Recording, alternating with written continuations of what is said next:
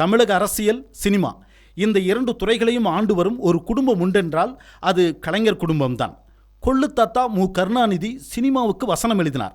தாத்தா மு.க. ஸ்டாலின் அரசியலை ஆள்கிறார். அப்பா உதயநிதி ஸ்டாலின் துணை முதல்வராவதற்கு முன் சினிமாவில் தயாரிப்பாளர், விநியோகஸ்தர், நடிகர் என சாம்ராஜ்யம் நடத்தினார். இப்போது 4வது தலைமுறை. உதயநிதி ஸ்டாலினின் மகன் இன்பநிதி 20 வயது இளைஞர். இவர் ரெட் ஜெயண்ட் மூவிஸின் தலைமை பொறுப்பை பிடித்து விட்டார். அது மட்டுமல்ல, உதயநிதியின் கடைசி படமான மாமன்னன் கொடுத்த அதே இயக்குனர் மாரி செல்வராஜ் தான் இன்பநிதியை ஹீரோவாக அறிமுகப்படுத்த போகிறார்.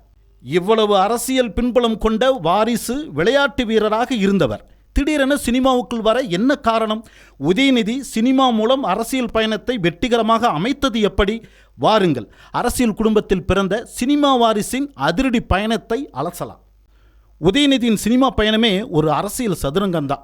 முதலில் ரெட் ஜெயண்ட் மூவிஸ் மூலம் தயாரிப்பாளராக அறிமுகமானார். அதாவது விஜயின் குருவி திரைப்படம் 2008இல் வெளிவந்தது. பின்னர் விநியோகஸ்தர் அவதாரம் எடுத்தார். ஒரு சினிமா பேனர் மூலம் தமிழகம் முழுக்க தன் நிறுவனத்தின் பெயரை நிலைநிறுத்தினார்.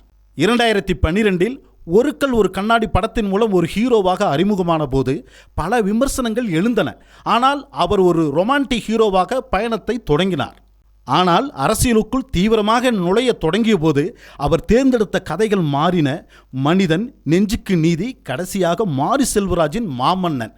சமூக அக்கறை கொண்ட அரசியல் ரீதியாக அழுத்தமான கதைக்களங்களை தேர்ந்தெடுத்து நடித்ததன் மூலம் தான் ஒரு பொறுப்புள்ள அரசியல் தலைவராக மாற தகுதியானவர் என்பதை ரசிகர்களுக்கும் மக்களுக்கும் உணர்த்தினார்.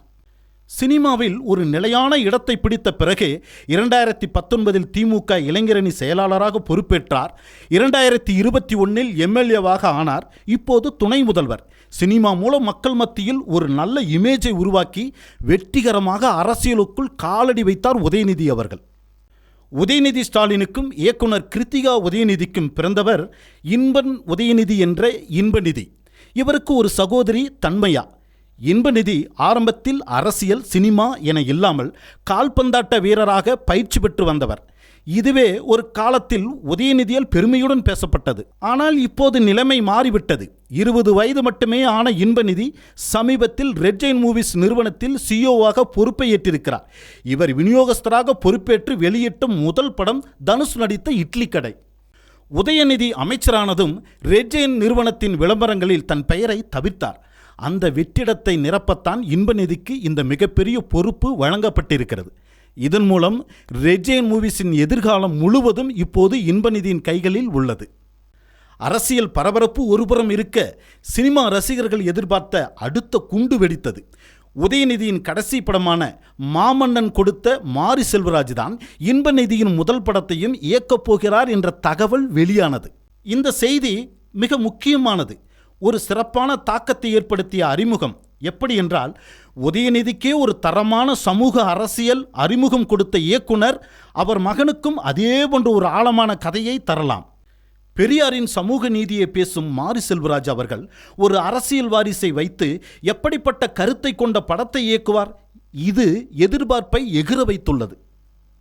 இன்பநிதியும் இதற்காக தற்போது நடிப்பு பயிற்சி எடுத்து வருவதாக தகவல் வெளியாகி அதன் வீடியோக்களும் வைரலாகி வருகின்றன. உதயநிதியைப் போலவே இன்பநிதியும் விநியோகஸ்தராக தொடங்கி இப்போது ஹீரோவாக பயணிக்க தயாராகிவிட்டார். அரசியல் பின்னணி, மாரி செல்வராஜின் கதை, இந்த வாரிசின் பிரவேசம் தமிழ் சினிமாவில் ஒரு புதிய அலையை உருவாக்கப் போகிறது உறுதி. உங்களின் கருத்து என்ன? இன்பநிதியின் இந்த சினிமா பிரவேசம் உதயநிதியின் அரசியல் பயணத்துக்கு பலமா பலவீனமா? கமெண்டில் உங்கள் எண்ணங்களை பதிவு செய்யுங்கள். இந்த வீடியோ உங்களுக்கு பிடிச்சிருந்தா சப்ஸ்கிரைப் பண்ணுங்கள், லைக் பண்ணுங்கள், கமெண்ட் பண்ணுங்கள், ஷேர் பண்ணுங்கள்.